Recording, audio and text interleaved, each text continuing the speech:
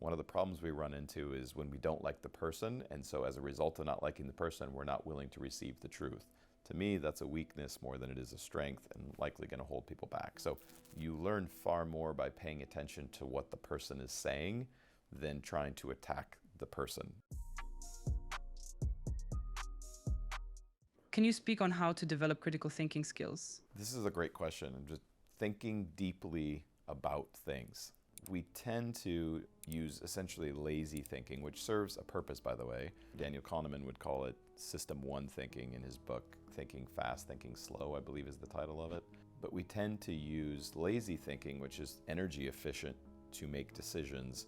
And they're largely based on past experience of something working, correlation to other things, and an emotional feedback loop that kind of keeps us unaware of those decisions. Sometimes they can serve us, however, if you were conscious of them at one point and then integrated them as habit. Sometimes you'll make decisions that we could call our instinctual or subconscious that serve you, but very often we don't get out of childhood without lots of trauma related to this idea and how we look at the world. And so a lot of our decisions are unconscious and they're just not serving us. They're based on our stories about the world, our experiences, and assumptions we're making that we're not challenging, which leads to lazy thinking, generally leads to looking for information that supports our way of looking at the world, or we perceive information through our lens, and so we either mutate it or change it into a story that fits our worldview. Critical thinking or deep thinking is just the opposite. Fundamentally, it's working on removing yourself from the equation as much as you possibly can, so you become more the objective observer versus trying to have information fit into your worldview or into your story of self or other, meaning your identity. Critical thinking is allowing yourself the space to ask a lot of questions. Now, not just questions, but quality questions. The quality of our answers very much come from the quality of our questions. So taking the time to really ponder or think about something. And I've had certain questions that I have asked myself for 10 plus years, and layers keep getting pulled back the more I ask these questions. And so instead of looking for quick answers, look for, we could say, correct or higher truth answers that come in time. And a good way to kind of start on the big topics when you're trying to think critically about something, get to a point where you could fundamentally and effectively argue both sides to something. So the most contentious issues in our society, pick one, and then get comfortable being able to genuinely argue both sides of it and see it from both sides. More often than not, the truth is in the middle, and that isn't a very convenient place for humans to want to hang out, and so they usually take a very strong side, one side or the other, and the opportunity cost of that is they generally are missing the truth, and they're not on solid ground. And so taking the time to see both sides of an issue, seeing both sides to a decision, and then being able to effectively argue both sides. So how would you know you're arguing effectively? Well, I will do this randomly, where in a social situation, I will argue the opposite side to a point that seems to be an important one to a peer group or a social group. And very often they don't realize I don't actually hold to that side of an argument because I'm effective at conveying that point. They go, wow, that's a really good way of seeing that. I never thought about it that way. When you start getting that kind of feedback, it lets you know you probably are doing a pretty good job of seeing both sides to something, but get comfortable arguing both sides to a point. Also, a great place to start, look at the fallacies of reasoning. Study the fallacies of reasoning. I think there's 8 of the main ones, and you'll start to see it in the way people show up in conversation and how they argue. A popular one in our society right now is ad hominem, where we attack the person, not the issue.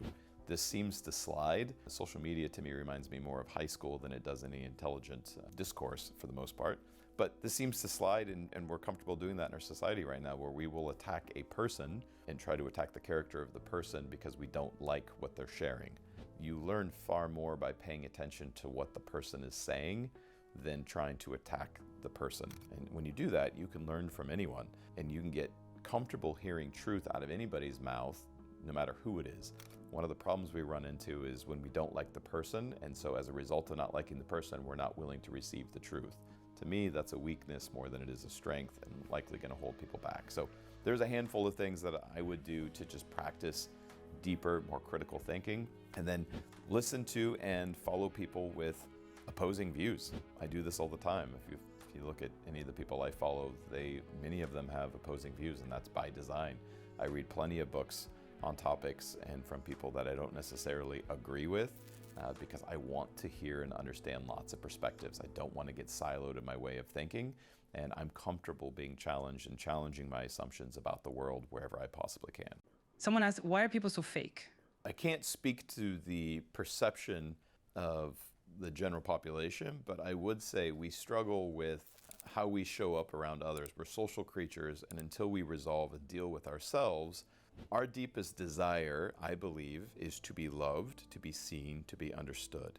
And so people will go to great lengths to be seen or to be loved, and they want to be understood.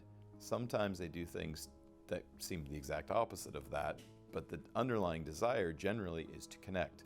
As social creatures, we have a deep desire to connect, and some people's desire to connect is so strong that they are willing to present an ideal, or we could say fake or unreal version of themselves to the world, to others, in order to be in that moment liked, perceived as good, or whatever characteristic that they're going for.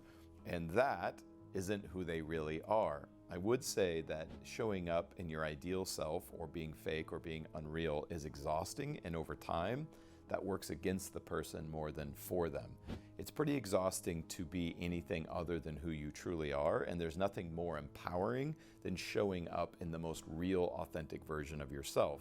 And so I find even people that hang out in a very disconnected world between what I would call the identity gap, the ideal versus the real, that isn't to their benefit long term. And so if you are somebody who struggles with wanting to judge people that are fake or inauthentic, I would encourage you to show up in compassion and understanding and not judge that person, but seek to understand, why is this person choosing to show up this way?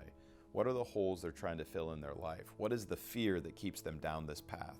And then be the most authentic version of yourself you can be, fully knowing you will likely be judged for that, right? Learn to not take things personal. When people show up in their power and who they really are, one of two things happens. You're either loved or you are not. But show up as your most authentic self. Be the example you want to see in the world. How can business professionals improve both their business relationships and their personal relationships? How can I have my cake and eat it too? We are relational creatures. I think everything we do ultimately, one way or the other, comes back to our orientation to self or other. And I don't make a big distinction between business self and personal self. I'm grateful that I get to be the same person in both worlds. Now I wear different hats and different roles, so with that comes different responsibilities, which means there's certain elements in my personality that are accentuated in some roles than others, but I'm the same dude that's operating from the same principles and the same values. If we prioritize relationship first with ourselves and then with others, it's not nearly as hard to manage and develop those relationships. But it first starts with your orientation towards yourself, really having a healthy relationship with yourself, loving and understanding you. And so that's where I would start. And then from there, you can really begin to focus on relationship and connection to other, both your personal life and your business life. And I would say generally, we show up in relationship and value with time and energy. So the energy and time we put into the relationship is a good reflection of the value it holds and being intentional about it. And it's not nearly as hard as we think it is. We just have to be intentional about it. I will say it can be hard to be everybody's friend, right? There's an opportunity cost. We only have so much time in a day, which means there's only so much time we can spread.